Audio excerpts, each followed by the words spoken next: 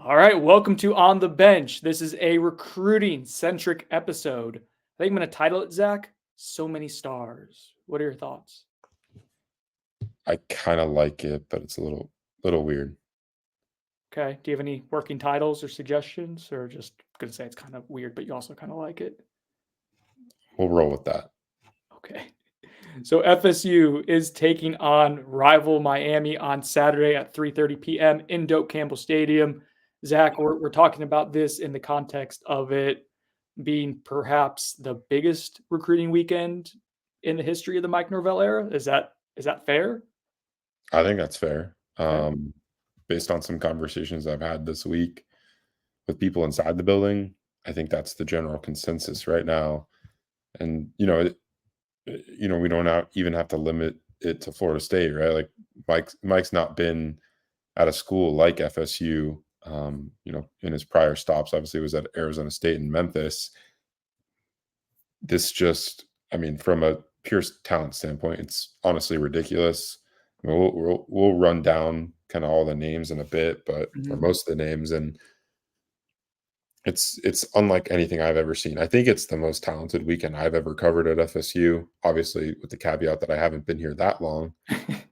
But I covered some You of didn't that. cover the golden age of the golden part of the Jimbo era, but yeah. Yeah, true. But I did, I did cover that first Virginia Tech game of Willie Taggart's era, and looking back, I don't think it was as top to bottom star-studded as this one. There were some supremely talented players at that game, but obviously we know how that ended. It didn't end well. Yeah, this is supposed to be a good vibes type of podcast. We're not going to talk about what happens. I'm trying to bring back history and preparing or comparing some of the past visit weekends.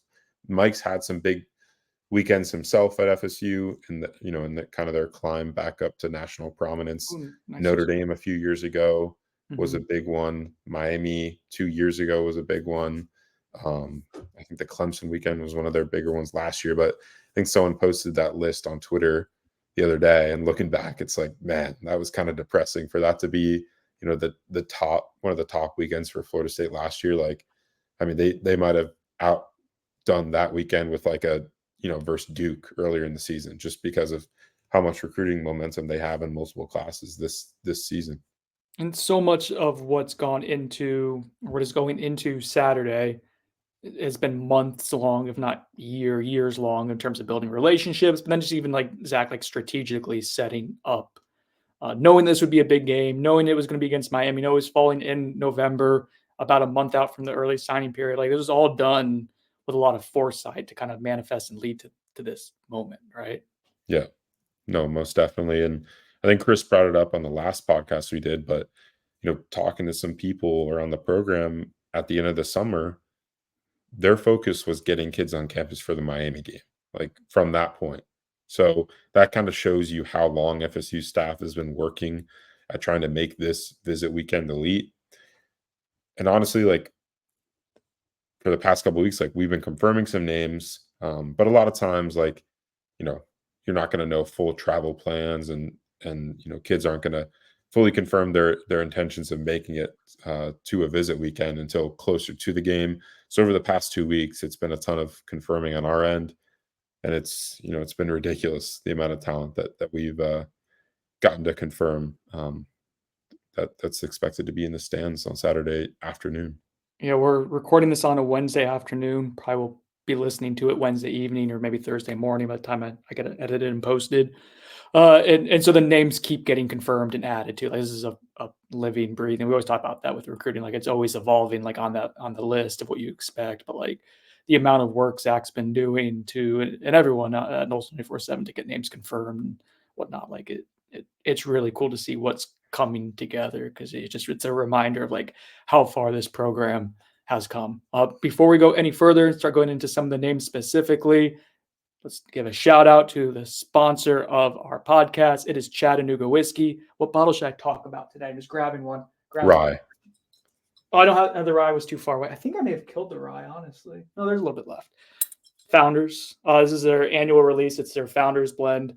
They basically blend a couple of different type of bourbons together, including one that's like a Solera, which basically means there's at least 1% of the same juice that they've had every single year, just kind of keeps getting blended and added with other stuff. So like over a period of time, there'll be like a little speckle of like a 20-year-old bourbon in there, which is kind of cool. It's like a hat tip to Chattanooga whiskey's meteoric rise, if you will, for an episode about stars, for them to become such a fast growing bourbon and distillery brand in general. This is their 10-year one. Their 11-year one came out about 6 months ago. Just as good, if not better. Like, they do a great job with that. And you can find Chattanooga whiskey pretty much anywhere in the Southeast these days. Like, it's all over the place. Pretty easy to find in the state of Florida. This specific bottle, you might have to look for a little bit, but I think they had it at their distillery when I went in the spring, Zach. And I got this one here in Tallahassee. So, I mean, you can find it. It's findable if you're interested in tasting something that's got a little uniqueness to it beyond just their entry-level bourbon or their cask strength bourbon or rye, which you can find everywhere. Let's get into this weekend. I want to start with, I think before we talk about some of the 2024 prospects, Zach, I think it'd be kind of interesting to like discuss what you do on a day like this, like what your game plan is like, who you're working with closely, how you're kind of like handling business on just Saturday itself. And obviously, you've been calling people and texting and DMing and stuff for weeks now. You'll be working on Sunday as well. But like, what does Saturday look like for you? Yeah, I mean, Saturday, honestly, from a pure work standpoint, not too crazy.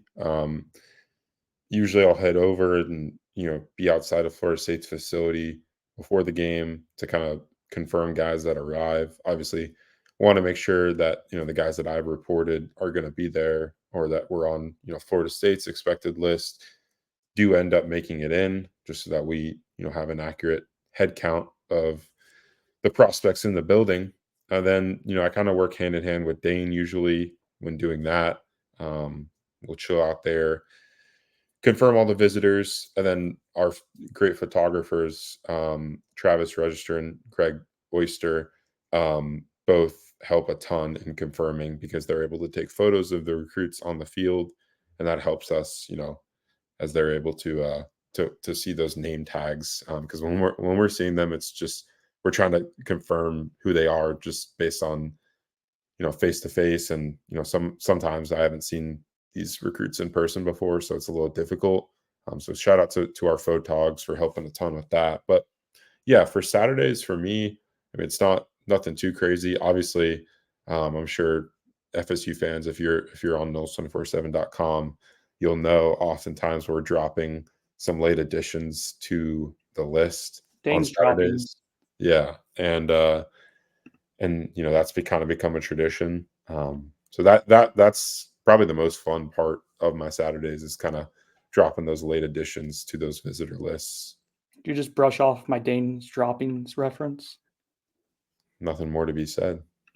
Remember, we woke up one time and he wrote a story called Dane's droppings, and Yes. we're like, over. Oh, it was titled worse before I was able to be Can like. you say? I really forget what it is, so you can't say. I don't want to edit it was Dane's Dome. Actually, wait. No, I think it was Dane's Droppings, and then he changed it to Dane's Dome. And he's continued to use Dane's Dome for his scouting pieces. I like it. Good. I'm glad you like it. Okay, let's start off with the 2024 prospects here. It's cool because a lot of the heavy lifting is done. We've talked about this for a little bit, right, man? Like this is a big game hunting kind of mindset in the final stretch of the last month and a couple weeks here. But like, there's going to be some big time prospects still from this current cycle on campus. Starting off, all commitments going to be here. Any commitments that we haven't been able to confirm yet? FSU commitments, that is, Tribe 24 members. 2020. Luke Kromenhoek is the main one that won't be there. Not any reason for concern. We should panic. He has a playoff game on Saturday, and he told me he was here for the Duke game, and he told me that he went to the AD and gave him the business about them scheduling a playoff game on a Saturday. I guess someone on our message board said that Georgia is short on referees, like the state of Georgia is, and that's where Luke plays his high school football. So I guess they've had to, put the games on Saturdays to apparently make that an easier process. Luke was not happy about it because he wants to be at this game, but everything's great there. I'll have a more in-depth feature with Luke this week. Okay. All right. So that would be great to have Luke because he's such a good ambassador for this recruiting class. But Yeah. you'll have so many commits and so much energy. Like I think you can withstand that. But is what it is. State of officiating is kind of like bordering on like being an emergency, I think. But we don't have to get into that now. Yeah. Shocking that a lot of adults don't like getting paid minimally to get yelled at by other adults. Um, Let's move on to some of the players who were committed elsewhere. I think that'll be a fun talking point here. Starting off, 5-star Jeremiah Smith. Maybe we've talked about him before on the podcast. Maybe the recruit nicks listening, the avid followers, people who just aren't checking in, have heard about him a few times before. Number one player in the country, down in South Florida, wide receiver. He is legit, like prodigious, elite. Julio Jones. Like that's kind of like when you're talking about his comp, you start bringing up some pretty elite players. So this is a guy, Zach, that's committed to Ohio State. FSU continues to recruit him, keeps getting to show up. This has been a big one in the works for a little bit. Yeah. I mean, this has been on the agenda for a long time. Jeremiah made it clear from, a couple months ago that he wanted to be at this game, and here we go. It's this week, and this will be his second opportunity to watch FSU in action this season. His first at an FSU home game because he was at the LSU game to open the season in Orlando. Now he'll watch the Noles take on their rival Miami inside Doak Campbell Stadium. Just a massive opportunity for Florida State as they look to chip away at his Ohio State commitment. He's been a commit to the Buckeyes since last December, and he's saying all the right things. But, behind the scenes, we still feel pretty good about FSU's chances of being in this one until the end. Florida and Miami are the other two schools. They both hosted him on campus, I think at least one time or several times this season as well. UF had him on campus. I think we spoke about last weekend for their game or their loss against Arkansas. They're continuing to stay in it. Miami will obviously try to have a good performance this weekend to maybe sway things their favor. I think we both agree that Florida State probably stands the best shot of flipping Smith from Ohio State at this point in time. Yeah. Right now, the way it's all kind of it's all materialized to this point. Yeah, it's Florida State, but we've also kind of felt that way for months now. Yeah. It seems like it's like Willy Wonka and the Chocolate Factory and the Charlie Factory, or Charlie and the Chocolate Factory. Why is my Do Not Disturb on? Just It's not on. Amateur hour. It feels like there's just like different schools are dropping one along the way, kind of little Oompa Loompas are like taking them, escorting them out. Apparently the kids in the book died. Not quite as morbid in the movies, but I feel like they did die in the movies, no? we just don't. But like I think it was more like that was open to Up to interpretation. yeah. Yes. Anywho, FSU kind of keeps on chipping along. They drank the bubbly. They floated up the top of the room, and them and Grandpa, who just faked that he couldn't walk, by the way, was just bedridden, and then he was fine. All of a sudden, like they're still in it here. They're hanging on. So hopefully that was a reference that people understood. Probably not, and that's 100% on me. Let's talk about Cam Coleman will show up. He's a 5-star wide receiver commit to Texas A&M. We talked about him a little bit last week. I don't think there's a whole lot to keep going on, Zach. It's just you probably need to get him to show up for an OV still for this to become a real thing. We'll see. A few defensive backs who are committed elsewhere. Let's talk about all three in context here. We got Wardell Mack, top 150 cornerback from Louisiana. He's committed to UF. Xavier Lucas, a 3-star, but someone who has really fun senior tape, committed to Wisconsin. I think Miami's chipping away there. He's from South Florida. And then Kai Bates, an Orlando area cornerback, top 100 prospect. He is committed to LSU. And there's intel on all three. I think all are kind of linked together in some capacity or another, with FSU probably getting Jamar Howard this week before the game. That seems that's where all the crystal balls are at. Space limited for DBs. But let's talk about, I guess, what's kind of happening with the DB board and the prospects with those three. Yeah, so if you count Jamari Howard in the class, that would make FSU's DB counter at 5 commitments in the 2024 cycle. They signed 6 last year. So I think they would really only want to add one more. And if we're just talking between Kai Bates, Wardell Mack, and Xavier Lucas, the 3 flip targets, those are probably the guys that you want to look at immediately as possible candidates to be that last spot. In my opinion, I think the most likely candidate is Xavier Lucas, the Wisconsin commit. He's a guy that has deep connections to Florida State staff. FSU was really, Miami has gotten like a lot more involved with him as of late, but FSU has been a school involved with him a ton throughout his recruiting process. They were really high on him in the spring. They obviously kind of their DB recruiting skyrocketed it over the summer with KJ Bolden and Charles Lester joining the boat, and they kind of cooled on Xavier Lucas for his before his summer commitment to Wisconsin. They've watched some senior tape of Xavier. They like his body type, and I think they're going to be pushing or they have been pushing much harder in his recruitment. And another tie, I think we spoke about this, but like Pat Surtain used to be the American Heritage head coach. Xavier Lucas goes to American Heritage. Those two are close, so that's helping FSU out here. Miami is a legit contender there, and they apparently feel pretty good about their chances with him right now. So I think this visit weekend is going to be big when it comes to Xavier Lucas's recruitment, because his 2 other schools that he's considering are going to be playing each other. So the result, I'm sure, is going to matter. To what degree, we'll see. But I feel like out of those 3 guys, I think FSU is the best shot with Xavier Lucas. But Wardell Mack is an interesting one too. The Florida commit. He's a guy that FSU hosted for an OV or his first official visit in his recruitment on that first weekend of June.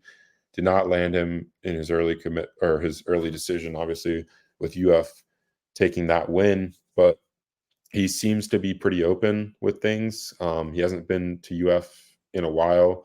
And he'll be back at FSU this weekend. So we'll see if anything shifts in that recruitment. And then Kai Bates. I mean, he's a top 100 prospect. I know we're really high on him. Like, as a company, Dane is a huge fan.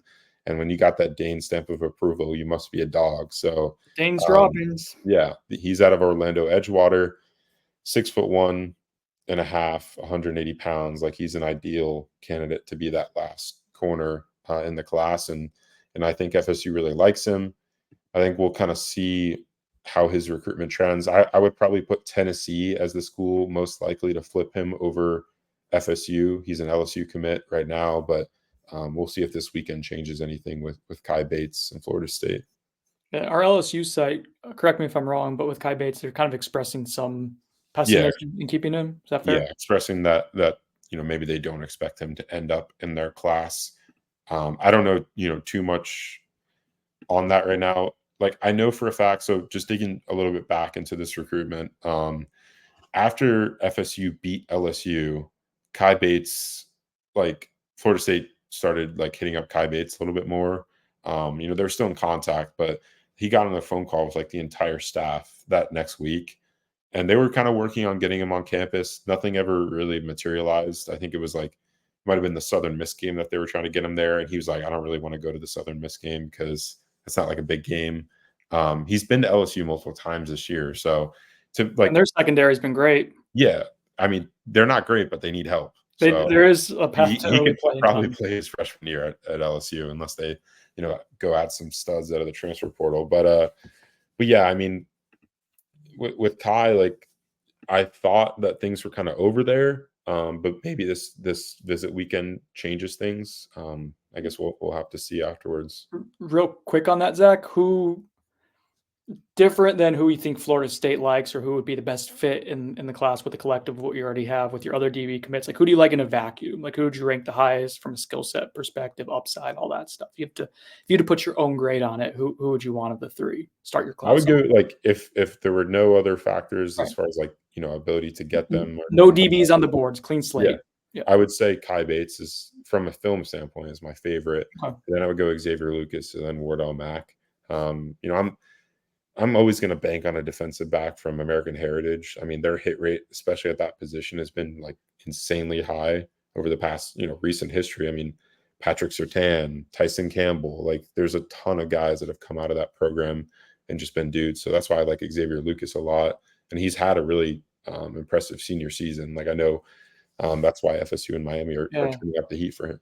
Good size, good track time for Yeah. him. And yeah, the senior film, like if you guys, it's only like the midseason one's like a minute and a half long, but like there's fun film there. Like you could see a big athlete kind of open up and be explosive. Like that's, I think FSU is always going to try to bank on that. They love long, explosive athletes. Yeah. Let's talk about a recent name to the list. This one was kind of rumored for a little bit. Wasn't sure when it was going to materialize. Steve Wiltfong breaks news. I think it was on Tuesday. Maybe it was Monday. Miami week. Everything blurs together for me. It's just a bowl of hatred, kind of froth together, and then you drink it down. Get to the point. Who's visiting Zach? Sorry, Jason Zandamela is who I think you're talking about. Yes, I'm sorry. I don't cover recruiting full time. So for me to like put in like just all of a sudden become talking about You do all these like weird like analogies. Yeah, just like, my brain wanders because it's not just me talking about football and the team constantly. So it's kind of this meandering. Gotcha. It's Jason Zandamela. Let's talk about Zandamela. Zandamela. Jason Zandamela at a Clearwater Academy International. If you recognize that school, that's where Florida State signed big-time offensive tackle Lucas Simmons last cycle. They won that recruiting battle over schools like USC and Tennessee and Florida. But this time around, over the summer, Jason Zandamela committed to USC. Before that, FSU was kind of the perceived favorite, like heavy favorite for Jason Zandamela. They had an OV scheduled for the end of June with him, and then he heads out to Los Angeles for a weekend and leaves LA committed to the Trojans and cancels that FSU OV. So ever since then, this recruitment's kind of been on the low. FSU's continued to work it. Like he's definitely been their top guy, remaining guy along the offensive line in this class. There's been some rumors about like other guys like Jordan Seaton or whatever, but Jason Zandamela has been that dude for Alex Atkins in Florida State. And it seems like this weekend they'll finally have another opportunity to host him on campus. I think the goal for FSU has to be to lock down an OB with Jason Zandamela. Like if everything goes right this weekend, get him in Alex Atkins' office, Mike Norvell's office, convince him like, hey, you're not ready to flip. Like just give us another shot to host you for a more extended stay. Because obviously they didn't get to do that over the summer. And I think that's an important step here. So, we'll kind of see what materializes following this visit weekend, but I think it's absolutely massive news if he does end up stepping foot in Tallahassee on Saturday. Yeah, that's an open for business type of trend, right? Like so much of recruiting is following trends, and Yeah.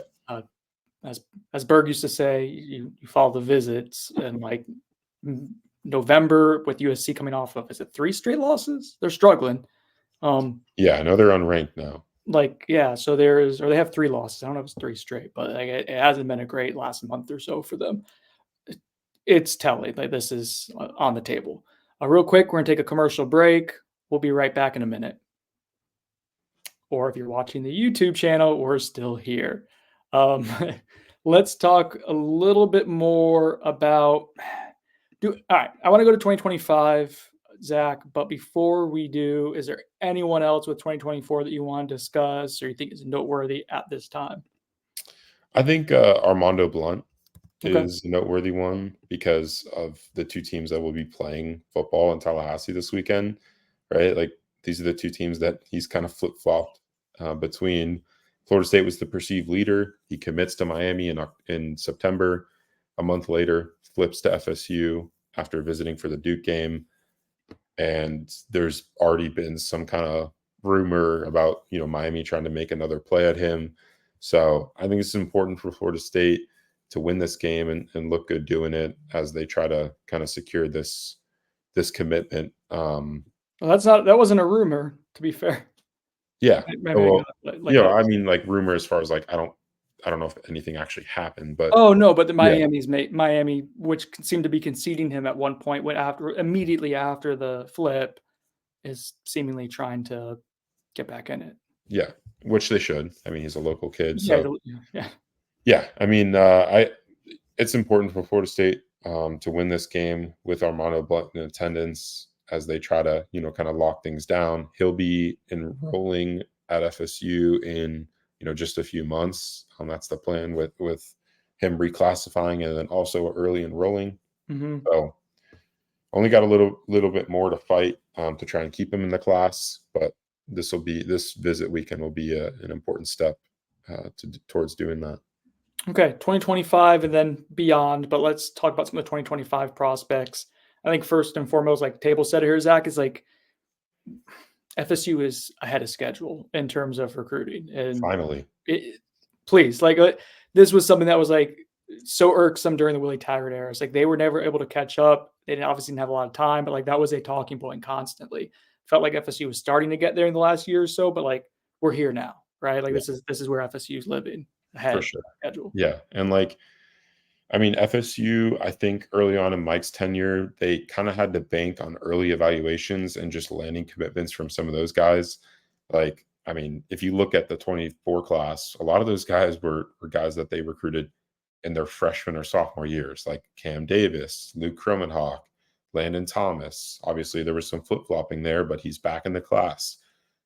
Camden Fryer. Like, there's a number of guys that Florida State evaluated super early on and kind of took early on before they were even like really ranked, and that's kind of how they were doing business.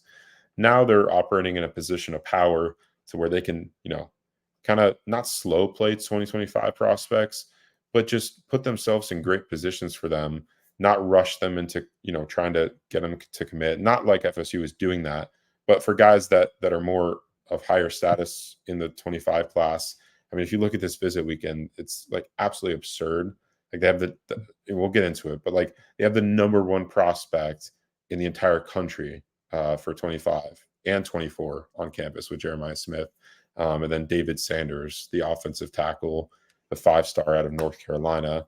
Like it's an absurd visit list when it comes to 25. Obviously, with 24, there's only a few options left. But with the class of 2025, Florida State really only has, I think, 2 commitments right now with Tremel Jones and Ethan Pritchard. And I mean, there are plenty of guys that are going to be on campus this weekend in the class of 25 that will end up in FSU's class next cycle. And often like in recruiting, it's not the class of where like winning starts to take hold. It's a No, year, maybe even sometimes 2 years. Like we see it in the portal where it happens almost instantly. You win that year. FSU went 10-3 last year. We saw what they did in the portal like this past cycle and the options they had available to them, the schools they were beating out. You're seeing it like on the recruiting trail to a large extent this year as you gain like a top 5 class, but like just based on the sheer like players who are showing up in 2025, and we're about to get into it. Like you're talking about another like almost assurance of a top 10 class just based on like who's showing up. Like that's the head start you're kind of setting yourself up with. If we're the belief that X amount of visits equals, likelihood of commitment, you're kind of playing that formula in a really like to your favor really, really well. So noteworthy for the people who aren't like who are semi-casual recruiting people and more just FSU football based. Like this was what this segment's going to be for. Trying to like inform you of like 5 names or so, I think is what we're going to do of like who you should know in 2025 cycle. So starting off, Zach, who's your number one player that you want to talk about here in 2025? yeah, I kind of spoiled it. David David Sanders. Sanders, the I number one player mean, in the country. he's the number one player in 2025. Number one offensive tackle, 6'6", 270 pounds. Like he's the most prototypical high school offensive tackle that you could ever find. You know who he's comp to in on his profile? Do you have it there in front of you? FSU It fans will be is familiar with the name. Charles Cross. We're talking about the Virginia Tech game and a Yeah, bygone era. former FSU commit, Right. who's And now now a now beast. a badass in the NFL. Yeah. Yeah. Yeah. Well, Florida State has a shot with David Sanders. Not going to be easy. I mean, this is a guy that literally every school in the country wants, and every big time program, including Georgia, Clemson, Alabama, Ohio State. South Carolina, a number of others that have hosted him on campus over the last year. FSU has had him on campus before. He was in Tallahassee for a multi-day visit surrounding a summer camp. I think it was in July, and that was kind of their first shot at getting him to Tally, and they'll have their second shot this weekend for what's expected to be their most anticipated home game of the season. The environment should be crazy, and David Sanders will be in attendance, which is an awesome development for Florida State. Yeah, 5-star offensive lineman showing up is always a good thing. All right, Zach, number 2, who we got? Yeah, I'll go with I'm trying to think of the best one here because there's just so many to choose from. I'll go with Usmani Kroma. He's a 4-star running back out of South Georgia, Leesburg, Georgia, Lee County High School. He's a guy that has really emerged for Florida State as kind of their top dude at the running back position in next year's class. He's just, if you watch his tape, it's pretty easy to see why Florida State, Georgia, and a ton of other schools want Usmani. This is another Dane's Dome specialty, correct? Yes. Well, Dane and I have seen this kid in person at a Lee County game this season, and he's just he's absurd. He's the best running back prospect that I've seen in a long time in person. And I think Florida State might lead for him right now, behind the scenes. He hasn't publicly said that, and I don't think he's rushing into a decision. But if signing day were today, which obviously it's not, I think Usmani Kroma would pick FSU. There's going to be, it's going to be a battle for him, especially because he resides in the state of Georgia. UGA likes him a lot. When Chris, Dane, and I went up to Lee County High School in the spring, when I was still in Tallahassee, we were doing a little road tripping. Georgia's Glenn Schumann, who's their defensive coordinator now. I guess he has that area of Georgia for them on the recruiting trail. And he was there in person evaluating Usmani Kroma while he was lifting weights and doing a workout for Lee County. So that shows you just, one of the schools that's highly interested in him, the guy that FSU badly wants in the 25 class. Isn't it cool when a Georgia coach shows up? Remember when we were at the spring game, St. Augustine, the Jacksonville Mandarin and versus St. Augustine, and Mike Bobo showed up, and you're like, oh, they must have really good players. That's always kind of eye-opening. Yeah. Usmani Kroma is the number 44 prospect nationally in the 24/7 Sports Composite. That's pretty good. All right, number 3, Zachary. Jamie French. Oh, speaking of Jacksonville Mandarin, what a great transition. Yeah. We saw him in that game. I think I said afterwards he was the best receiver prospect I had seen that spring. Obviously, Jeremiah Smith is probably the best receiver that I've seen this cycle. But in 25, I don't think there's much better than Jamie French. He's so smooth, 6'1", 185 pounds, like you said, out of Jacksonville Mandarin, committed to the University of Alabama, but Florida State is still working hard to try and flip him. His high school quarterback, like I mentioned before, Tramel Jones, is committed to FSU. So, obviously Tramel's always in his ear about the Seminoles, and Jamie will get back to Tallahassee for the first time this season, this weekend. And I think it'll be an important visit towards trying to flip him from the Crimson Tide. Real quick, Zach, as we're talking about 2025, who's sponsoring this segment? Oh, Football Coach College Dynasty, the number 1 college football management game on Steam for PC. It's my favorite game. Can be a coach, create game plans, call plays, recruit players, develop your team, and compete for national championships.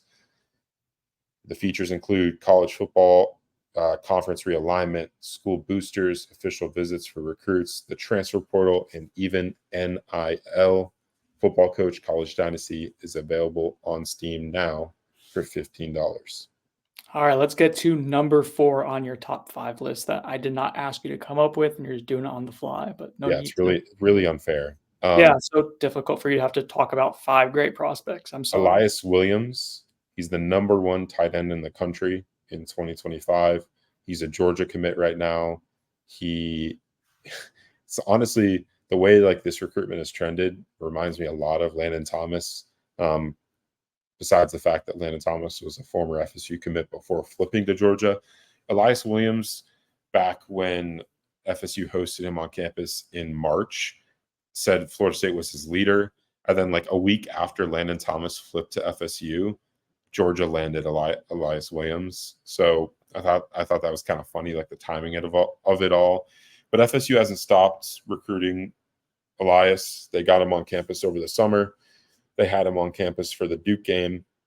I spoke to him exclusively after that game, and he had, nothing but great things to say about Florida State and just, what they're doing with tight ends. I know you posted a story this week, Brendan, about, the tight end room and how they're, one of the only programs in the country that has multiple tight ends with over 100 receiving yards. And yeah, they're doing a great job utilizing tight ends. And I think that game, especially for the Duke game, that they, used them very well. So yeah, he was, saying great things. He basically said that FSU was the only, or the school with the best shot to flip him from UGA. He said that was really the only other school he was considering. So getting him back on campus for this weekend would be absolutely massive towards FSU's chances of pulling off another 5-star flip from the 2-time reigning national champions. Kind of petered out there. All right, let's go to number 5. Oh, that's also Elias Williams is a Chris Nee favorite. All right, we're gonna have you go and talk about the 5th player on your list. No more after that. Not gonna be like Chris, where you're trying to get extras or whatever. This is it. So pick a good one. My dog's making weird noises in the other room, so while you talk about it, I'm gonna make sure he doesn't have like a dead animal in the living room. All right. Got it. All right. So number 5 is Zayden Walker. He's the number 1 linebacker in the country in 2025. He is out of Schley County in Ellaville, Georgia. He's another guy that Chris, Dane, and I went to go see during the spring, mostly honestly because of his older brother, Jalewis Solomon, who's now committed to South Carolina, former FSU DB target in the 24 class. FSU's not really active there anymore, but a prospect they definitely want to add out of that high school is Zayden Walker. He's a total freak at the linebacker position, 6'3", 220 pounds. Like I said, number 1 ranked linebacker in the country in next year's class, number 10 overall prospects in that cycle. I mean, Florida State, it's going to be an uphill battle. I'm not going to lie. Like that's a battle's end potentially. That's a plug for if you want good recruits. True. Or just to the roster. Yeah, I think Georgia probably sits in the best spot for Zayden Walker. They've had him on campus multiple times this season. This will be his first trip to FSU, I think, since the summer when his older brother Jalewis took an OV to Tallahassee, and he kind of accompanied him on that visit. So it's good that they're getting him back on campus. I do think it'll be a tough recruitment to win, but who knows? FSU's pulled off some stunners this cycle. Who says they can't land another high caliber prospect from the state of Georgia in Zayden Walker? All right, so those are your 5. Obviously, many, many more. Where, if someone wanted to know about such things, where could they go to learn more about prospects who will be visiting this weekend of the 2025, 26, 24 variety? Noles247.com. I got the full up-to-date visitor list up on the site. It's been there for 2 weeks. And yeah, a lot of people have been reading that list, apparently. Yeah, we're going to continue. We're going to continue updating it all the way up until game time. I'm sure that there will be more additions. I've already been adding a ton more today. I'm staring into the soul of people. Do we want to play a game of Buy or Sonnone before we get out of here, Zach? Let's do it. All right. Buy or Sonnone is brought to you by the Turner Group. The Turner Group. Don't Sonnone on getting into the housing market just because it is a stressful, anxiety-provoking process. Trust me, I know all about anxiety and stress. And if you're going to enter the housing market, and like we've dabbled in potentially doing it, talked to Colin Turner about it, and he's given us some good advice about what we can do, what we can't do, when we can do it. And just like in a simple 10-minute like phone call, like felt pretty good about like what our outlook is. And you can have a similar level of experience if you're kind of contemplating entering the market. He can help you throughout the entire state of Florida. He specialized, like he's in Central Florida, Winter Park area, but under the Keller Williams umbrella can help you out like throughout the entire state. So Colin Turner, Amy Turner, Chris isn't here to yell Becky, but Becky, everyone at the Turner Group, they can help you out. So go ahead, Google the Turner Group, find the number, or if you like are contemplating getting in the market and you're not sure if you really want to reach out to Colin, if he can help you, message me and I will get you guys set up. Okay. All right, Zach, buy or Sonnone? Surprise visitor. Buy. Should we just end the podcast on that? Sure. All You don't have right. anything else? Surprise visitor. Zach is buying, but it wouldn't be a surprise if we all knew. So make sure to keep checking Noles 24/7 throughout the weekend, see who shows up, maybe see who doesn't, if there's any changes, things like that. Obviously, a huge game coming up this weekend as well, like not just recruiting, but they're actually playing a game. Games get played. This is why Florida State's doing so well on the trail. FSU Miami coverage will be all over the place at Noles 24/7. So for Zach Blostein, I'm Brendan Sonnone. This has been on. Actually hit my chest. This has been On the Bench. We'll talk to you guys later this week as we do a game preview, Null by Enemy, all that good stuff. Peace.